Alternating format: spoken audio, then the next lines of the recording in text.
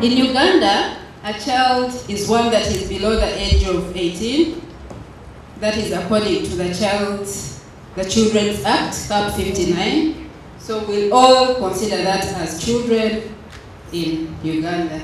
And the Constitution of Uganda also promotes protection of children. Article 17 provides that a citizen has to protect children against any form of abuse or harassment and ill treatment in any form. This does not eliminate broadcasting.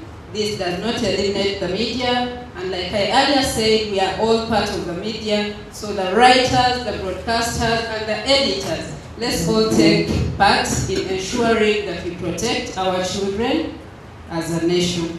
Minimum broadcasting standards have been put in place to try and guide the broadcasters to keep in balance with their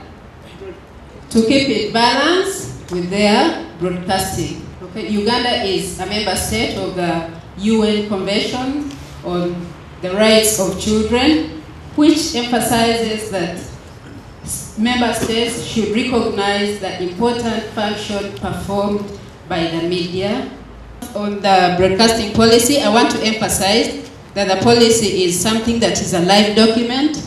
It should be reviewed most often, and as I speak currently, this broadcasting policy is under review under the Ministry of Information Communications Technology. The policy as it is currently, Section 415, it provides for broadcasting pornography and violence. And this session is trying to ensure that the Ugandan population, especially children and minors, are protected from harmful programming. The gaps identified in line with child's programming are lack of sufficient regulation specific to content. There is also lack of inappropriate scheduling of programs, and when you go to the policy, you will not find where it is very clear that programming should be run like this, should be run like that. So that is also a gap in the policy. There is lack of local content programs for children, whereas it talks about provision by broadcasters to have local content in their programming. And definitely there is insufficient programming rules. We are currently drafting what is called Draft Uganda Communications Content Regulations 2013. These are detailed regulations on content, on what content should be broadcast on the televisions and on the radios. We have introduced watershed period, which is time where maybe these broadcasters can show things that are more mature. Currently, we are looking at 5 a.m. to 10 p.m. as prime time. So we do not expect broadcasters to broadcast or air any programs that we think they feel is not fit for children programming. But they can have something after the watershed period, but limited to the prime time, they should not have anything in that. Maybe also to the children and some of us, we have created a call center which has a toll-free number of 0800-133-911. This is it's an active call center where we get complaints, feedback from consumers. We are trying to create an environment where because you see, a regulator cannot work alone. While you're there to regulate the industry, you must work with the people. That is why government emphasizes PP, public-private partnership. We have also created the annual Broadcasters Conference. At the end of the year, we should wrap up and be able to see what has gone on and what have we achieved and as an industry. Then there is the Media Council. The Media Council is another government agency. They ensure that they classify and censor films that are to go for public viewing. What rules you have said. So under the Act, the Commission has powers to sanction those who do not follow the rules. And one of the things they can do is to suspend and revoke a license on the grounds which are highlighted below. If there is serious and repeated breach of licensing conditions are some of the documents that broadcasters sign when they are given a license, and they are supposed to abide by all the details in the licensing conditions. In conclusion, broadcasters should be vigilant to protect the children from the likely effects of broadcasting, like we've all heard, and realize that it's important. And I also want to say that Uganda Communications Commission is committed to ensuring that children's programming is done in a more responsible manner, and thus the enforcement of the 5% programming. So they are not just leaving it to commercial benefits, they are also putting rules to the broadcasters that they must give back to society. They don't have to only broadcast things that are commercially viable, but they have a role to play for the whole citizen.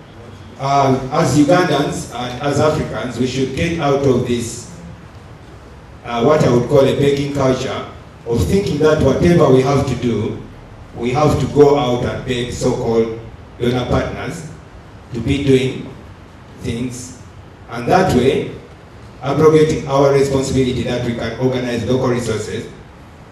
UCC is the leading regulator for the broadcasting industry in this country, and UCC should be organizing more of these kind of sessions to educate and inform the broadcasters about the kind of regulations and rules that you just highlighted to us, because there is nothing as hard as trying to enforce rules and regulations to people who are just ignorant.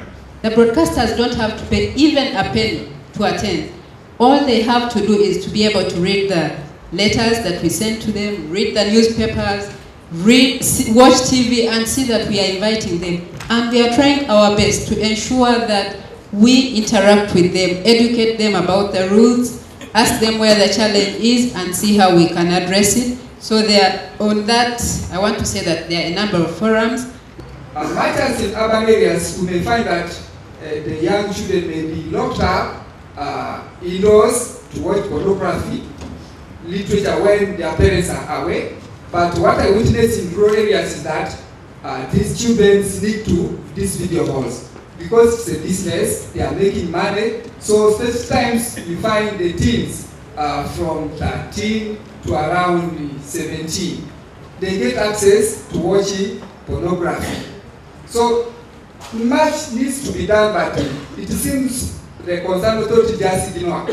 Media Council is a government agency that is supposed to censure all these films and classify them before they are shown, even in those chibandas or video halls of ours.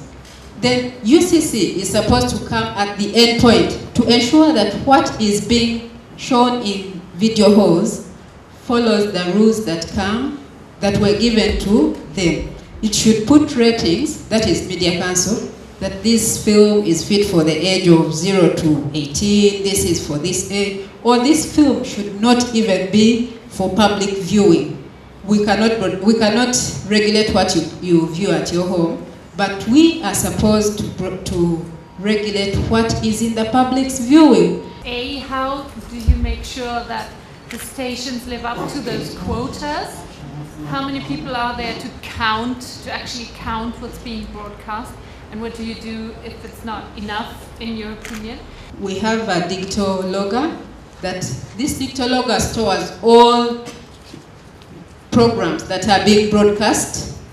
It can store the information for 90 days or more. It can be archived in a different station after 90 days. So come the time when, because we haven't started enforcing, like it was introduced early this year, April this year, that's when the quota system was introduced, and we gave the broadcasters to readjust their programming and also see how to comply. Because while the quota has been put up, I must assure you that there are challenges